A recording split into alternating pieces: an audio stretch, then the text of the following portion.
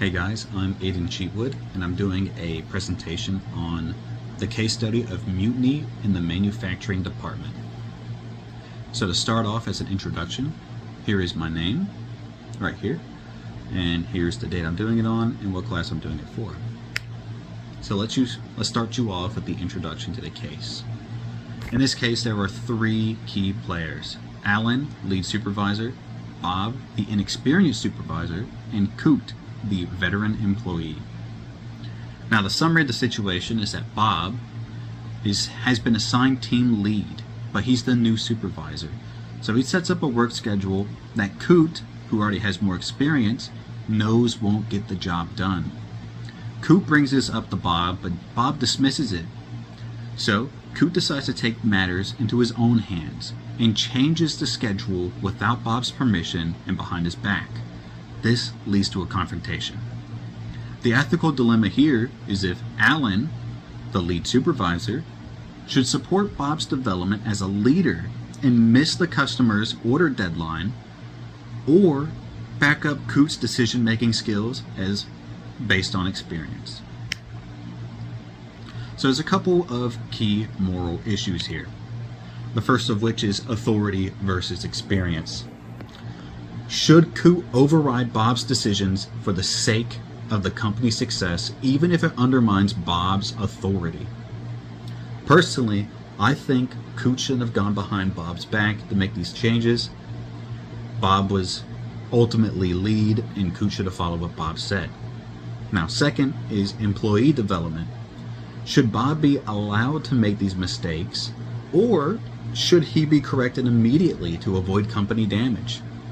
Personally, I think Bob should have been allowed to make some mistakes, but ultimately it depends on how much damage would be dealt to the company.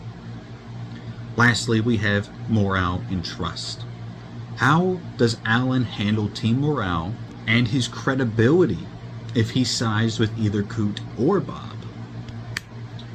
So, there's a couple of possible solutions I thought of, and let's get into those.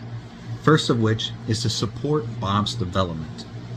Let's let Bob make his decisions and learn from his mistakes, and then address Coot's actions privately. Second of which would be to punish Coot for insubordination, reprimand Coot for undermining Bob's authority, even if he did help avoid a mistake. And lastly, we have the collaborative solution, which is probably the best of these two in my opinion. We should have a meeting with both Coot and Bob and openly discuss the situation and work to a solution as a team. Now, while these solutions are possible, I did think of what I believe is the best solution for this, and that would be to support Bob's development while addressing Coot's actions. We should allow Bob to make mistakes and grow, but we should provide guidance to him to understand the importance of listening to more experienced employees. He should be leaving this with the knowledge that experience is invaluable, and that listening to those with more experience than him will ultimately help him and the company in the long run. Secondly, I think we should have a private conversation with Coot and recognize the value of his experience, but stress the need for communication and teamwork rather than secrecy. Him going behind Bob's back was the wrong move, and it hurts the company through and through. You need teamwork, and you need everyone to be working together to be at maximum efficiency. As for why I think this is the best solution, this balance supports Bob's leadership growth while maintaining team trust, and it ensures the company meets its needs and deadlines.